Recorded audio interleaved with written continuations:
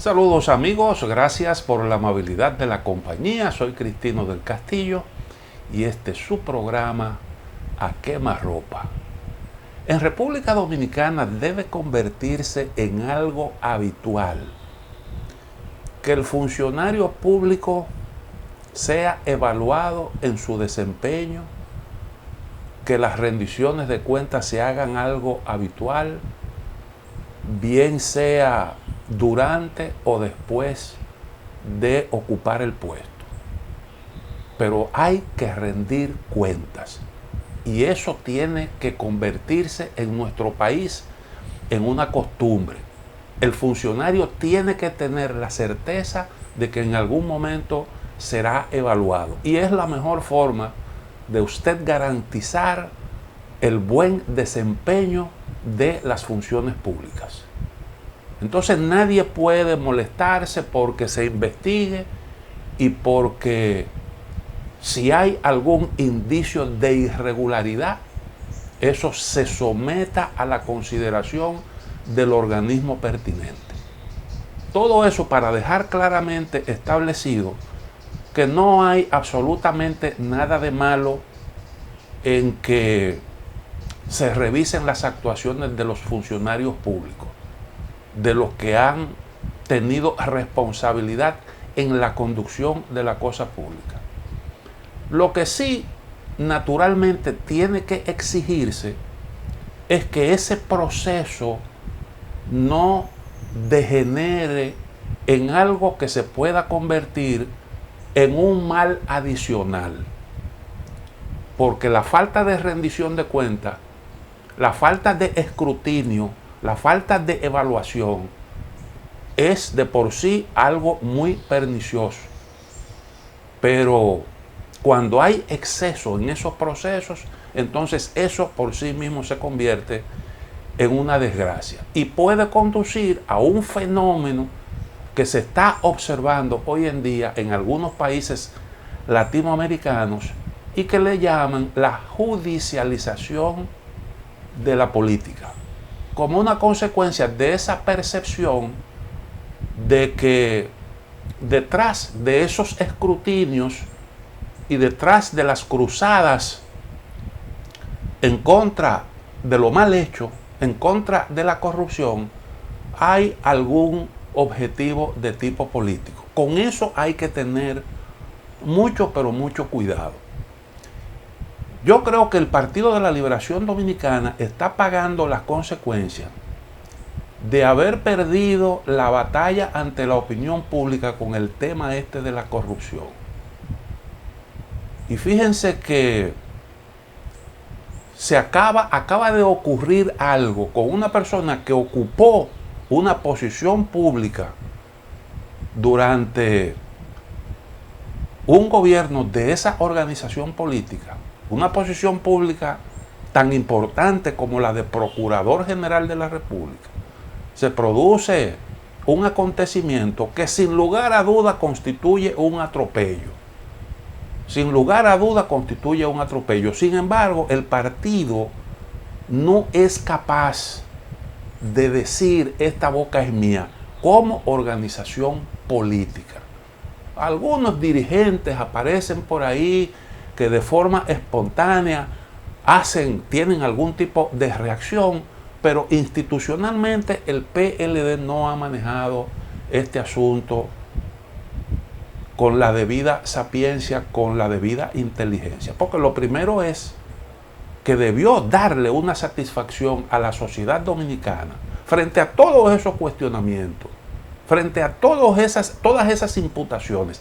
Hace tiempo que el PLD, aún estando en el gobierno, debió producir algún tipo de reacción, debió darle a la sociedad dominicana alguna satisfacción. Claramente el PLD perdió las elecciones y el tema de la corrupción jugó en ese proceso un rol fundamental. Luego de la salida del poder, y había ahí una coyuntura muy buena que era ese congreso que se celebró, el PLD debió abocarse a hacer una evaluación de su desempeño, a ponderar las fortalezas y también hacer su mea culpa con respecto a las debilidades. Y dejar claramente establecido eso que en la última reunión del comité político se dijo. La responsabilidad es individual. El PLD está en la mejor disposición de colaborar en todo este proceso para dar las explicaciones y que las verdades, que la verdad se quede debidamente establecida.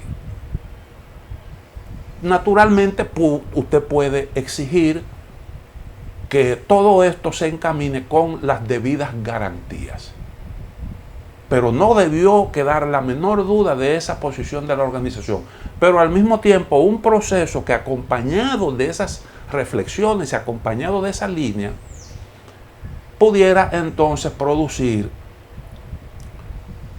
frente a la ciudadanía un proceso de cambio de la organización que de alguna manera ayude a renovar la confianza. Y no solo renovar la confianza, sino que le permita también participar activamente en el debate público. Y como consecuencia de esa falta de visión, el PLD hoy se siente arrinconado, no tiene iniciativa.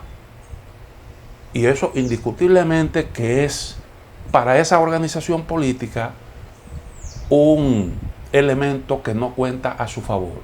El cálculo hasta ahora ha sido: dejemos que las cosas fluyan y ustedes verán que cuando estos Boy Scouts fracasen, entonces la gente nos va a mirar a nosotros. Pero eso puede que no ocurra, puede que los Boy Scouts no fracasen como algunos pudieran esperar. Entonces las cosas no se asumen de esa manera. Independientemente de eso, hay algo que a mí me parece que está a la vista de todo el mundo.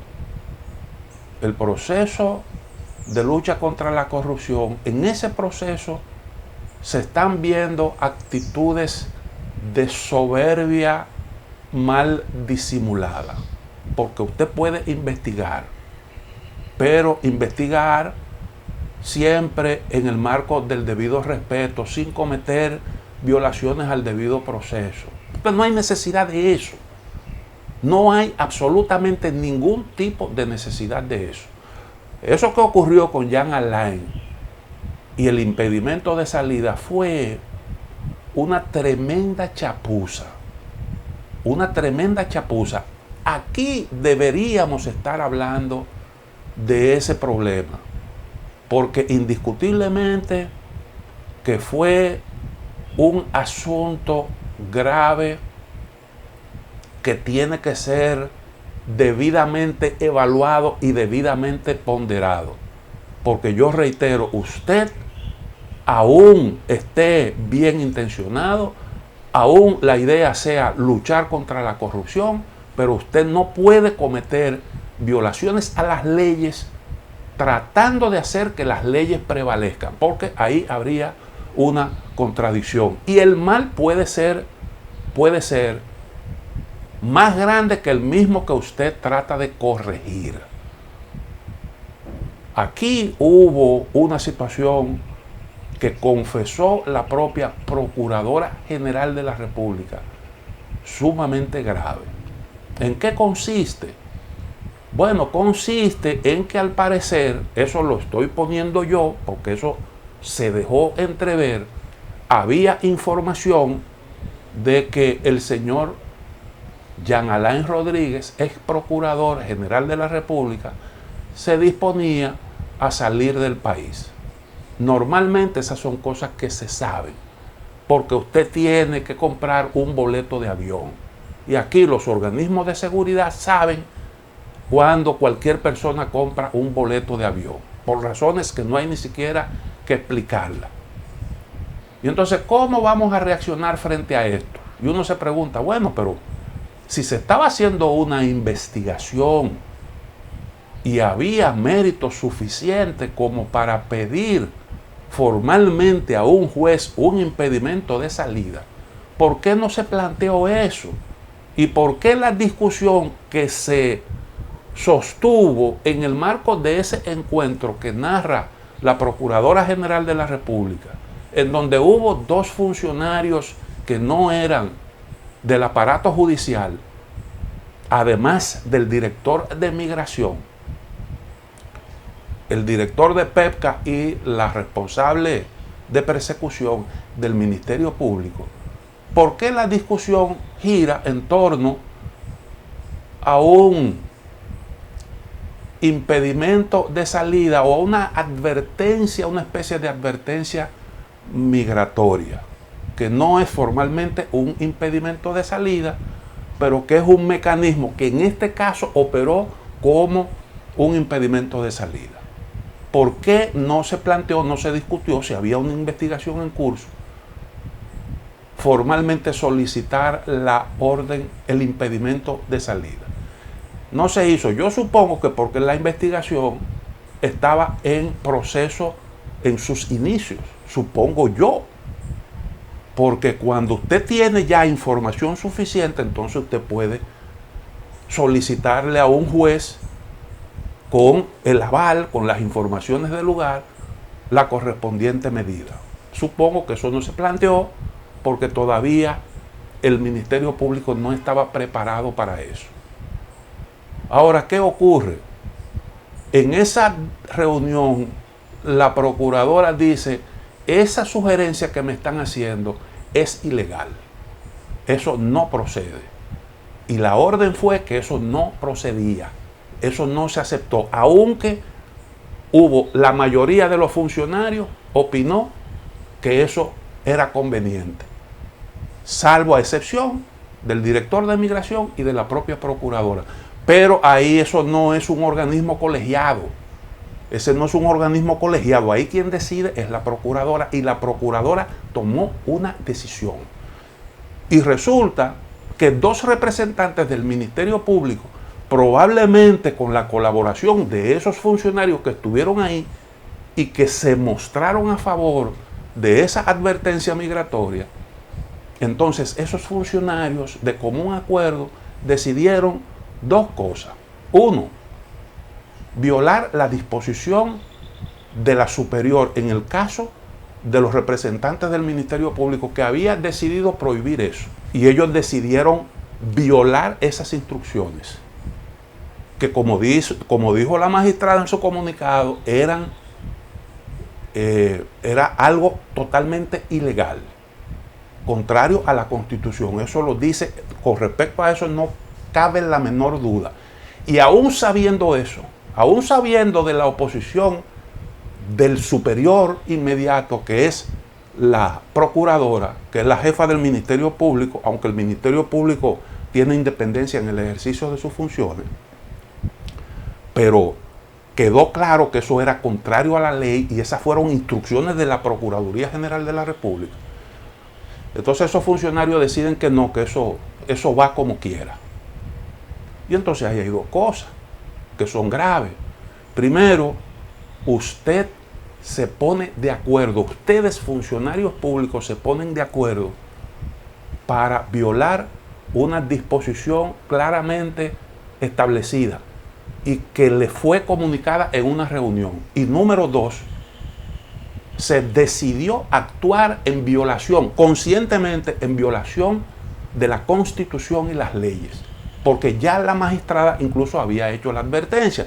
Se trata de personas conocedoras de las leyes y saben perfectamente que no procedía ese impedimento de salida. Pero de todos modos se hizo, sabiendo que era una violación a la ley. Y entonces ahí claramente usted puede decir, bueno, ¿cómo se llama cuando usted se pone de acuerdo para violar la Constitución y las leyes?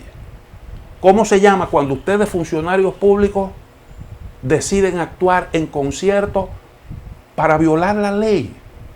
Eso tiene un nombre. Pero hay otra cosa. ¿Cómo se llama cuando un ministerio público que tiene conocimiento de la violación de una ley, de una infracción, decide no actuar en consecuencia? Si hay razones para ello, si hay una violación a la ley, tiene que haber una consecuencia. Debería haber una consecuencia. y no hubo ni siquiera una amonestación más que el comunicado y la promesa de que se tomarán las medidas para que eso no ocurra otra vez. Lo cual evidentemente que no es suficiente, porque una vez se produce una violación a la ley en la forma en que eso se produjo, tiene que haber una consecuencia. Entonces, ¿cómo se llama cuando el funcionario público responsable de la aplicación de la ley decide mirar para otro sitio? Yo creo que la magistrada Miriam Germán fue muy valiente cuando contó las cosas tal y como eran.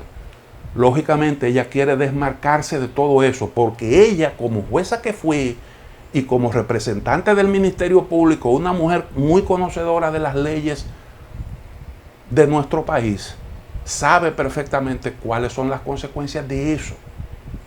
Y eso no se borra así tan fácil. Cuando el Poder Ejecutivo decidió distanciarse de eso fue porque entendió la gravedad de ese problema y dijo: yo no quiero que se me vaya a pegar ese foul, porque yo no tuve absolutamente nada que ver con este asunto. Aunque pudo haber estado ahí un representante, un funcionario que en dependencia directa del presidente de la República. Pero el mensaje fue muy claro: yo eso no lo apruebo. Yo eso no lo apruebo. Y qué bueno es saber que hay la conciencia de que esas cosas no deben ocurrir. Pero ocurrieron, y ocurrieron sin consecuencia ninguna. Como una forma de tapar eso, entonces se produce una acción contra Jean Alain, que yo supongo que es el producto de esa situación que se creó, el problema que se suscitó, la reacción de condena, el escándalo que eso significó, porque ahí yo veo incluso partidos políticos que no son muy, que no tienen ese nivel de afección por el PLD, condenaron duramente esa acción. Dirigentes importantes de partidos políticos como Fuerza del Pueblo. Cuando usted ve que eso ocurre, es porque claramente hay una conciencia de que eso es peligroso, de que eso no debe ocurrir. Y si eso ocurre con un ciudadano como Jean Alain, puede ocurrir con cualquier persona. Yo con esto no estoy aquí defendiendo, siempre tengo que decirlo, defendiendo a una persona. Yo estoy defendiendo lo que le llaman el debido proceso, que eso siempre se menciona así como quien oye llover. El debido proceso es el conjunto de garantías, de procedimientos que la ley establece para hacer las cosas, y lo que da la garantía de que se te van a respetar tus derechos. Y esa es una condición sine qua non para que tus actuaciones sean legítimas y sean válidas.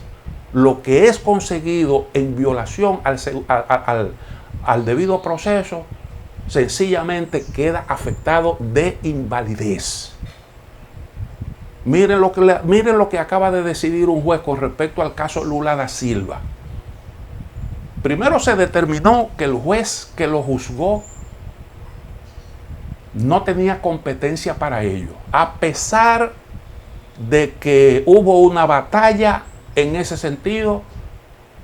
No hubo forma. El juez Sergio Moro se impuso.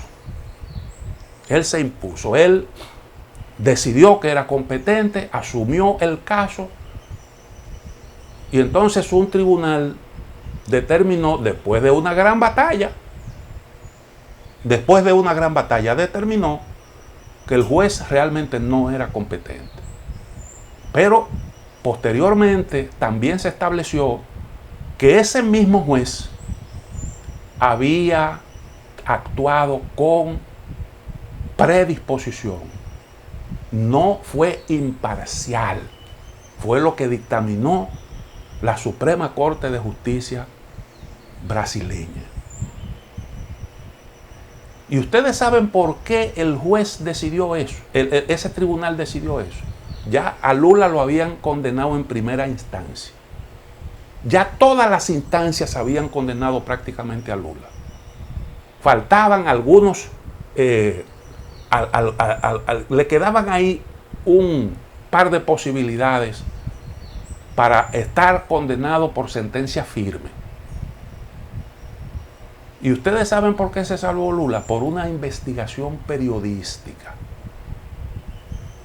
Y los datos, las informaciones que se pudieron obtener como consecuencia de eso, fueron tan contundentes, porque ahí habían grabaciones de todo, pruebas a borbotones, de que el juez Sergio Moro, incluso siendo juez, dirigió las investigaciones, dirigió el Ministerio Público, trazó pauta. Y gracias a esa investigación, entonces comenzó un proceso de revisión de las actuaciones de este hombre, que era una especie de héroe en Brasil, porque era el hombre de la operación Lava Jato, que había condenado a un montón de corruptos. Ahora resulta que todas esas actuaciones han quedado anuladas, incluyendo las pruebas que se presentaron en los casos contra Lula, incluyendo las delaciones premiadas, porque fueron obtenidas en violación a las normas del debido proceso. Ahora, Lula ya tenía en la costilla una sentencia y estuvo preso, se le impidió ser candidato y siempre se defendió, siempre defendió su inocencia con mucha gallardía, y el tiempo terminó dándole la razón. Y miren cómo está ahora, cómo se han invertido los roles. El malo de la película es Sergio Moro, el héroe es Lula da Silva, y su posibilidad de ser presidente ahora pues son grandes. Y es uno de los aspirantes a vencer en la próxima contienda electoral. Todavía falta un tiempo para eso. No se puede hacer un vaticinio, pero indiscutiblemente que está metido en pelea, por encima del actual presidente en cuanto al nivel de popularidad. El debido proceso es una cosa sagrada y eso hay que respetarlo. Con eso la sociedad no puede permitirse eso que nosotros estamos viendo hoy. El ruido, las redes sociales estallando, la gente aplaudiendo, gozando, porque Jean Alain en el pasado se portó mal y ahora te llegó el momento.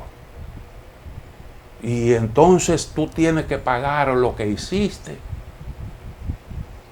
Y se ve una soberbia, como decía, poco disimulada, que no le hace bien al proceso, porque no hay necesidad. Si sus investigaciones son sólidas, si las pruebas que usted reúne son contundentes, usted no tiene por qué estar haciendo ese ruido mediático y por qué convertir a un ser humano en un bagazo moral para destruirlo, porque realmente eso no es necesario, ni eso es lo que busca, lo que debe perseguir la justicia. Fíjense, por ejemplo, el caso, otro ejemplo que uno puede poner, el caso O.J. Simpson, que siempre se le menciona cuando de destacar la importancia del debido proceso se debe. Contra O.J. Simpson, yo creo que es más que evidente que las pruebas eran en su contra abrumadoras. Pero hubo un problema, o varios problemas ahí. Y es que las pruebas que se presentaron, ese guante, había un par de guantes, uno que se quedó en la escena del crimen y el otro que fue encontrado en la casa de O.J. Simpson, ambos manchados con la sangre de las víctimas. La esposa, la ex esposa del señor Simpson y un amigo. Y entonces las pruebas fueron mal recolectadas y además de eso se manipuló de forma tal que quedó en entredicho el resultado de la prueba de ADN que se hizo a esa evidencia. Y eso anuló un caso en el que todo el mundo estaba consciente de lo que había ocurrido.